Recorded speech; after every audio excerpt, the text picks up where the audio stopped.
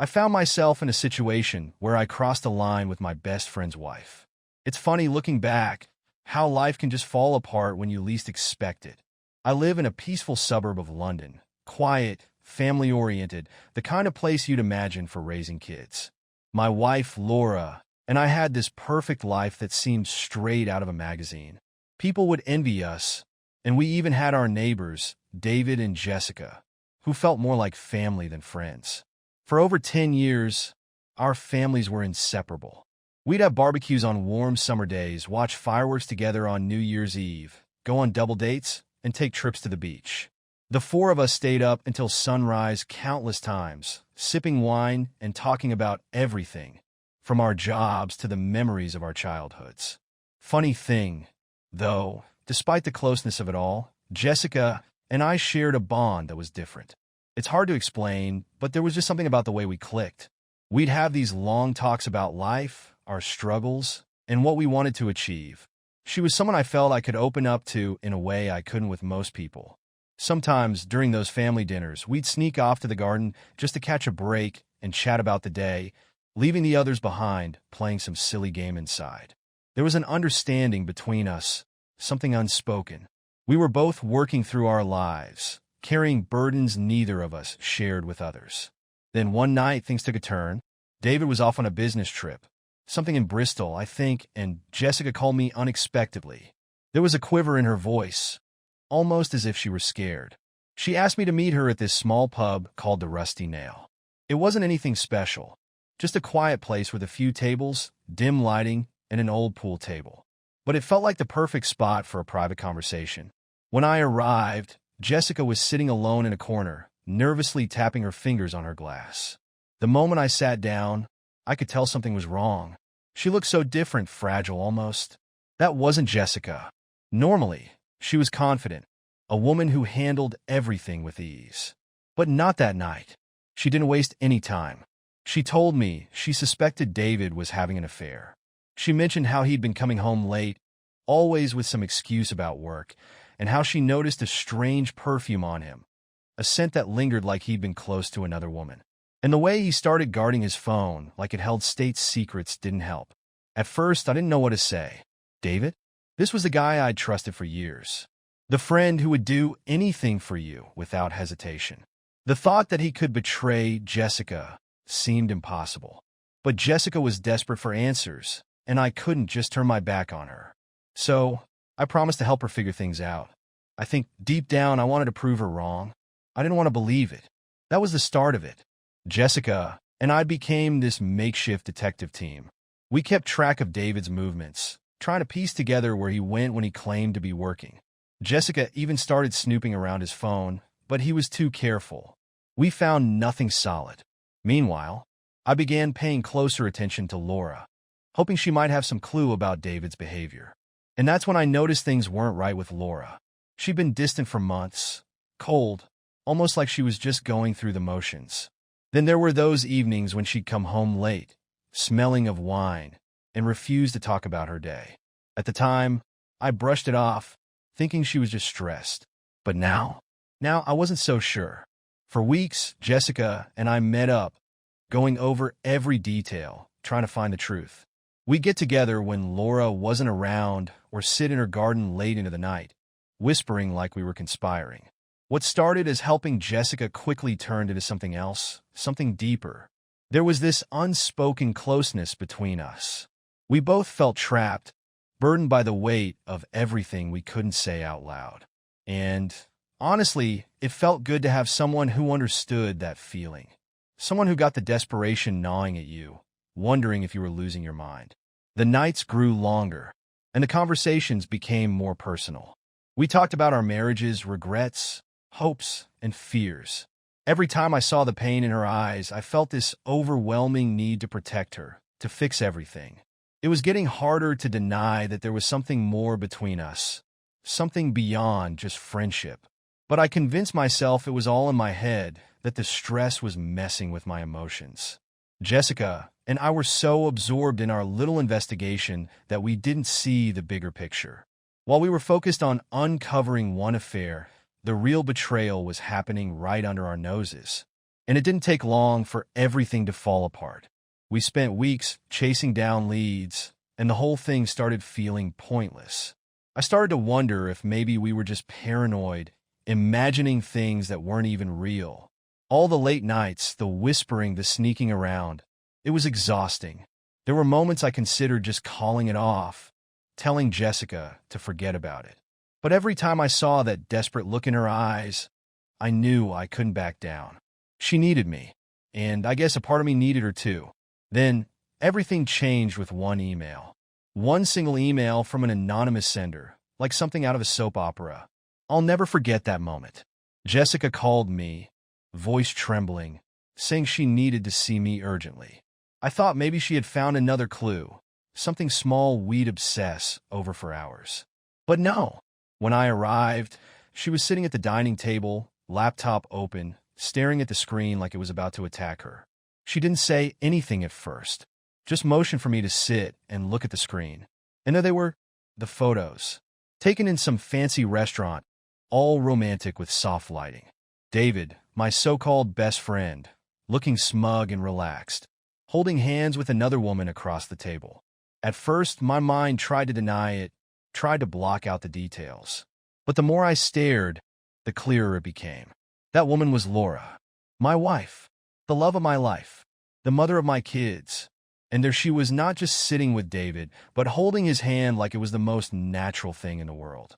She was smiling at him with that grin I used to think was only for me. It hit me like a punch to the gut. I could hardly breathe, like the air had been knocked out of me all at once. I just sat there staring at the screen, the reality not quite sinking in. I thought it had to be some mistake, some mix-up, but there they were, crystal clear, in high definition. My wife, my best friend, wrapped up in each other, oblivious to anything else. Jessica was trying to keep it together, but her hands were shaking so much she couldn't even close the laptop. I had no words. I just sat there, numb, trying to understand how this could even be happening. It felt like the ground had been pulled from under me, like I was falling into some endless dark void. How could I have been so blind? The signs were all there, the little clues. How did I miss all of it? We sat in silence for what felt like an eternity. I have no idea how long we were there. Minutes? Hours? Finally, Jessica walked over and put her arms around me. And that was when I broke. I'm not the type to cry, never have been. Haven't shed a tear in years. But that day, the floodgates opened, and Jessica, bless her, just held me. Even though she was just as broken as I was. She held me like she knew exactly what I was going through because she was going through the same thing. Why? I managed to croak out, my voice cracking like dry wood. Why would they do this to us? Jessica shook her head, her own eyes filled with unshed tears. I don't know, Mark. I wish I did. And that was the hardest part, the not knowing. No answers, just more questions. And every one of them made the pit in my stomach grow deeper. How long had they been doing this?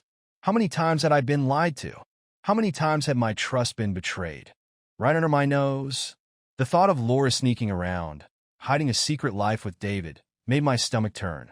All those late nights at work, every girl's weekend, all the little lies she fed me, flashing through my mind like a nightmare on repeat. I couldn't believe how stupid I'd been to miss it all. Jessica and I spent hours talking, or maybe it was more like venting. All the pain, the anger, the betrayal, it all came spilling out. It felt like we were bleeding from the same wound. We both knew there wasn't a bandage big enough to stop the flow. I learned things about Laura that I never wanted to know. Little red flags that Jessica had noticed over the years but never thought much about. And I opened up about my suspicions about David. How he'd always been a little too friendly with Laura.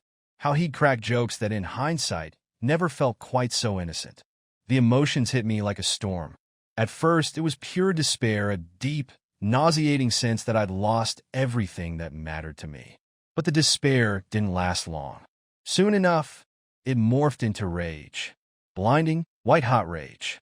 Not just at David, not just at Laura, but at myself. How had I let this happen? I was supposed to be the one holding my family together. I was supposed to protect my marriage. But I failed. And now, everything was ruined. Jessica was just as furious. Maybe more so. She talked about how David had always been her rock, the one person she trusted with everything. And now he was nothing but a lying, cheating scumbag. As we sat there, feeding off each other's fury, one thing became clear. This wasn't just about broken hearts. We were out for revenge. And not the petty kind either. We need to make them pay, Jessica said, her eyes blazing with a mixture of pain and determination. We need to make them regret every single moment they spent together. At that point, I didn't need any convincing. I was in. I'd do anything to make Laura and David feel even a fraction of the pain we were going through. So here we were, two people betrayed by the people we loved most, now united by a thirst for revenge. I didn't know what was going to happen next, but I knew one thing for sure. Laura and David had messed with the wrong people, and it was time they learned just how much damage two scorned spouses could cause. For a long time, I thought that catching Laura and David red-handed would give me some kind of closure, that once I had the proof, it would all make sense. But the deeper we dug, the more it felt like quicksand, pulling me in deeper, leaving me feeling helpless and angrier than before. Jessica and I agreed we wouldn't do anything rash. No confrontations. We'd been hit hard, but we were smart enough to know that rushing in blind wouldn't help anything. We needed a plan, so that's what we did. We spent weeks gathering information, playing detective, trying to figure out just how deep this mess went. Jessica kept a close eye on David's schedule, checking his phone whenever she could. Me? I started paying attention to every little thing Laura did. And honestly, I wish I could say I was shocked by what I found. But once you know the truth, the signs are everywhere. She was like a stranger in our own house. Laura's so-called work evenings started popping up more often, as if they'd been scheduled just for this. They conveniently lined up with David's plans. Client meetings, she called them. But it didn't take long to figure out what was really happening. The mood swings, the way she'd lash out at me over the tiniest things. It felt like she was intentionally putting up walls, pushing me away, creating space for herself so she could live however she pleased without any questions. And those nights when she'd walk in, exhausted and saying she didn't want to talk, I knew something was off. The smell of cheap wine would linger on her, no matter how much she tried to cover it up. I wasn't blind. I should have connected the dots, but I didn't. I kept telling myself it was just stress or some phase. But when you're in love, it's easy to ignore the glaring signs you don't want to see. Meanwhile, Jessica and I were becoming closer than ever. It wasn't intentional. It just happened. We spent so much time together, late-night phone calls, talking in whispers like we were conspiring against the world. It was like we were in the same boat, rowing through this storm together. Every night felt like a new chapter in our investigation, a new piece of the puzzle we couldn't put down. We both knew we couldn't confront them with just suspicions. Words wouldn't cut it. We needed proof. Real, undeniable evidence that would leave no room for excuses. It was the only way to regain some control over the chaos. That's when we made the decision. We were going to see this affair for ourselves. The thought was terrifying, and honestly, I had no idea how I'd react once we had the truth. But we were already in too deep. Anything was better than being kept in the dark any longer. We got a camera, small, discreet, something we could easily hide. I felt the rush of adrenaline when we planted it at David and Jessica's place, and then did the same in mine, just to be sure. It felt like we were in a spy thriller, only it wasn't fiction. The stakes were our real lives. One evening, Jessica came over to my house. Laura had said she'd be working late. What a shock. We knew we had a few hours, just the two of us, to go over whatever footage we had. We sat on the couch, huddled together over my laptop, the weight of what we were doing pressing down on us. For a while, there was nothing. We scrolled through hours of footage that felt like a waste of time, praying for that one moment that would expose everything. But as the hours ticked by, the silence between us grew heavier. It was one of those moments where everything just clicked. We were waiting for something to happen, but in that stillness, something else was brewing between us. You ever feel like something is on the verge of happening, even if you don't know exactly what? That was the moment. The air felt charged, like every emotion we had bottled up was finally ready to burst. In that instant, It wasn't just about the mission anymore. It wasn't just about uncovering their lies. It was about two broken people desperately trying to find something that resembled wholeness again. Jessica looked at me, and there was something in her eyes, a silent plea for comfort, maybe even for an escape from the crushing weight we were both carrying. I felt it too. That ache, the longing to be seen, to be held, to not feel like a ghost in my own life, pushed aside and forgotten by the woman I loved. "This is all so messed up," she whispered, the words trembling in her voice. I could barely find my voice to reply. "Yeah, it really is." We sat there, inches apart, but feeling like we were in different worlds. Then suddenly something shifted. I'm not sure who made the first move. It's hard to remember the details when the emotions are so raw. But before I knew it, she was in my arms, and I was kissing her like I had no other choice.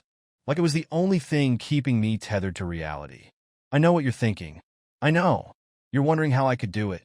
How I could betray my marriage like that. Even after everything Laura had put me through. But in that moment, none of it mattered.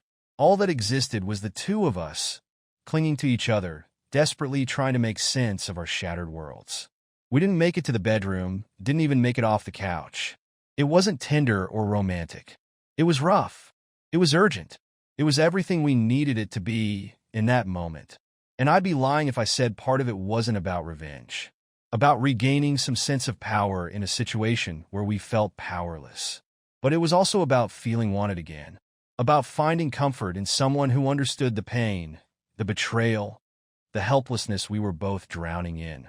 Afterward, we just lay there, tangled in each other, the glow of the laptop screen casting an eerie light on us. There was no awkwardness, no regret, just this strange, quiet calm. Like we'd found something we didn't even know we were searching for. For the first time in what felt like years, I felt okay, maybe even hopeful in a strange way. But when the morning came and reality hit, we didn't talk about it. We didn't try to explain ourselves. We didn't try to define what had happened. We both knew it changed nothing. We were still two people whose lives had been torn apart by the people we loved most. But at least, for that moment, we had each other. And while I knew this couldn't last, this wasn't going to end in some fairy tale, I couldn't help but hope that maybe Jessica and I could somehow make it through this mess together. Because sometimes the only way to find light is to walk through the darkness first. After everything that happened, after discovering Laura and David, after that night with Jessica, you'd think I'd want to just wash my hands of it all and move on. But you don't just move on when your entire world is crumbling around you. No. What we wanted wasn't just closure. We wanted revenge. Pure, ro, un filter de revenge. And honestly, we didn't care who got hurt in the process. We didn't act on impulse. No das decisions. No wild confrontations. We took our time, carefully planning our next moves. This wasn't some desperate, impulsive act. It was a calculated, methodical approach. We wanted them to pay. And we were willing to do whatever it took to make sure they did. We were like two military strategists plotting our next move. In our minds, the only way to win this war was to burn everything down. The first thing we did was step up our game. The single camera we'd hidden earlier had been enough to catch small glimpses of their betrayal. But now we needed something bigger. We needed proof that would leave them with no escape, no way to lie or worm their way out of the mess they'd made. So, we went all in, multiple cameras, one in our bedroom, one in the living room, and one in David and Jessica's place, too. Setting everything up wasn't easy, and it took several failed attempts before we got it right. I can't even tell you how many close calls we had, sneaking in and out of our homes like thieves, praying we wouldn't get caught. It was dangerous. It was reckless, but it felt necessary. And every time my heart raced with the adrenaline of it, I told myself it was worth it. Then came the waiting. Days turned into weeks as we waited for the cameras to catch something, anything that would give us what we needed. In the meantime, Jessica and I kept our distance. Whatever had happened between us that night, whatever temporary comfort we had found in each other, we knew we couldn't lose focus. This wasn't about us. It was about them, about making them pay for everything they'd done to us. I still remember the night we finally got our first real footage. I was sitting in my living room, zoning out in front of the TV when Jessica called me. "Mark, you need to come over now." Her voice was frantic, out of breath, and I knew something big had happened. I raced over to her place, my mind spinning with possibilities. She didn't say a word when I walked in. She just handed me her laptop and hit play. And there it was, David and Laura, tangled up on my own damn couch. Seeing them like that made my stomach turn, but I couldn't look away. And then I saw it. Laura was wearing that dress. The one I'd bought her for our anniversary. The one she'd always claimed she didn't like and shoved to the back of her closet. But here she was wearing it for another man on my couch in my house. My hands clenched in a fist so tight my knuckles turned white. Jessica, though, was calm, quiet. I think by that point, the tears had burned away, leaving only cold, unrelenting determination. "We've got them," she said, her voice steady, the words hitting me like a ton of bricks. "We got everything we need." And it was true. The footage was crystal clear. And it wasn't just that one time. Over the next few days, we caught them again and again, sometimes at my place, sometimes at David and Jessica's apartment. Always in the middle of their little web of lies, wrapped up in each other, acting like they were the only two people in the world. Watching it felt like a slow, cruel stab in the back, but it was also satisfying in a twisted way. Each clip we watched was another nail in their coffins. Another piece of evidence we could use to bring them down. The idea to upload the footage online came from Jessica. "We need to make sure everyone sees it," she said one night, her eyes sharp with a mix of anger and vengeance. "Not just them, everyone. Their friends, their family, their co-workers. They need to feel the same humiliation they put us through." At first, I was hesitant. Exposing our dirty laundry to the world felt extreme. It felt like crossing a line that couldn't be uncrossed. But the more I thought about it, the more it made sense. Why should we protect them? Why should we hide their dirty secret when they'd gone out of their way to destroy our lives? They made their choices, and now it was time for them to face the consequences. So we spent the next week getting everything in order. We compiled the footage, editing it down to the most damning moments. We made sure every detail was as impactful as possible. I set up fake social media accounts, created burner email addresses, everything needed to execute a digital strike. It felt like we were preparing for some kind of warfare, but this time, we were the ones holding the weapons. When everything was ready, we pulled the trigger. We posted the videos online and tagged every single person in their social circles. Friends, family, co-workers. Anyone who was connected to David or Laura in any way was going to see what they'd done. And then we waited. The fallout was immediate. It was like lighting a match in a room full of gasoline. Within hours, the videos had been shared across every platform. People I hadn't spoken to in years were reaching out, shocked, horrified, disgusted by what they saw. I'm sure Laura's phone was blowing up, but I didn't care. I blocked her number, shut down every way for her to reach me. As far as I was concerned, she didn't exist anymore. David, on the other hand, tried to do some damage control. He called Jessica, tried to explain himself, to reason with her, but she wasn't having any of it. She was a force of nature, unyielding, unshakable. And as much as I hated what we'd become, as much as I knew we'd crossed a line, part of me felt vindicated. They had ruined our lives, and now it was their turn to suffer. I wish I could say that revenge brought me peace, that watching their lives crumble gave me the closure I needed. But the truth? It didn't. It was messy. It was chaotic. It was ugly. And deep down, I knew that we had just made things worse for ourselves. But in that moment, fueled by rage, by betrayal, none of that mattered. All that mattered was that they paid. And they did. When those videos went live, I thought I knew what to expect. But nothing could have prepared me for the firestorm that followed. It was like setting off a bomb in the middle of their world. And the explosion was swift and brutal. Friends, family, co-workers, hell, even casual acquaintances were hit with the devastating truth of what they'd done. Their secret was out. There was no hiding from it anymore. And you know what?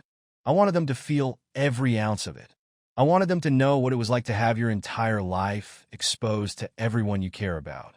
To be stripped bare, vulnerable, and powerless. I wanted them to understand the pain we had felt. From the looks of it, I wasn't wrong. Laura's family, people who'd been at our wedding, who had seen every major event in our lives, were calling me confused and embarrassed. They couldn't believe what was happening. But honestly, I didn't care. I let their calls go straight to voicemail and deleted their messages without a second thought. What did they expect me to say? Oh, sure. No big deal. My wife's messing around with my best friend, but let's just move on, okay? Not a chance. Laura? She was desperate. Desperate in a way I hadn't seen before. She bombarded me with dozens of calls, left voicemails full of crying, pleading, and who knows what else. But I never listened to a single one. Why should I?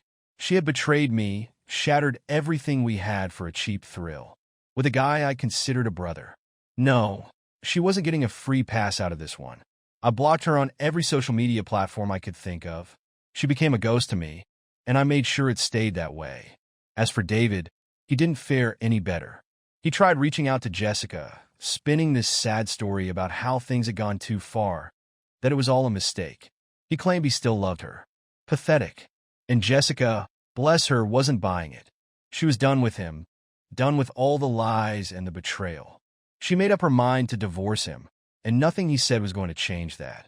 I saw it in her eyes, this calm, unwavering resolve that had grown in her over the past few weeks.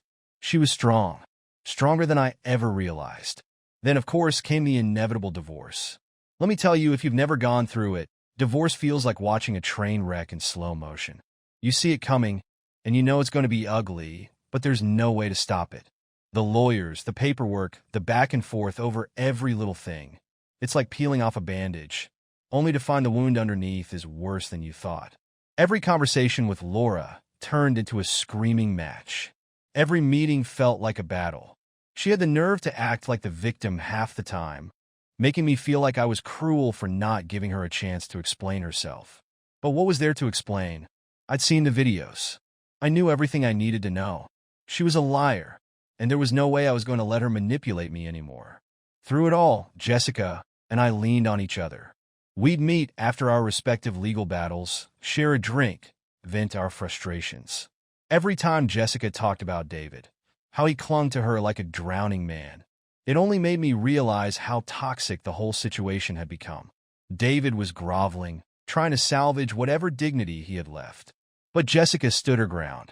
She was firm, clear-headed, and businesslike about the whole thing, and I couldn't help but admire her strength. But let me be clear, it wasn't easy. There were days when the weight of everything felt too much, like a tidal wave crashing down on me. I'd sit and think about all the good times Laura and I had shared, the laughs, the love, the family we'd built. And every memory felt like a knife to the chest, all over again. I'd wonder how it all went wrong, why she chose to destroy everything we had, and why I hadn't seen it coming. Sitting in that empty house, surrounded by the echoes of our marriage, I couldn't help but wonder how the hell I got here. And the legal process? Christ, it was like tearing apart a book you'd spent your whole life writing. The lawyers tried to keep it civil, but let's be real. There's no such thing as a civil divorce when betrayal's involved. Every single thing was a fight. Who gets the house? The car? How do we split the savings, the debt, the furniture? You name it. Every argument was a fresh wound, a new reminder of how far we'd fallen. Laura would look at me with those tear-filled eyes, and I knew she was trying to play on my emotions, trying to worm her way back in. But there was no going back. Not now, not ever. In the end, we finally agreed on the divorce terms. We divided the assets as fairly as we could, sold the house, split the proceeds, and moved on with our separate lives. The day I signed those papers, I felt this strange mix of relief and emptiness.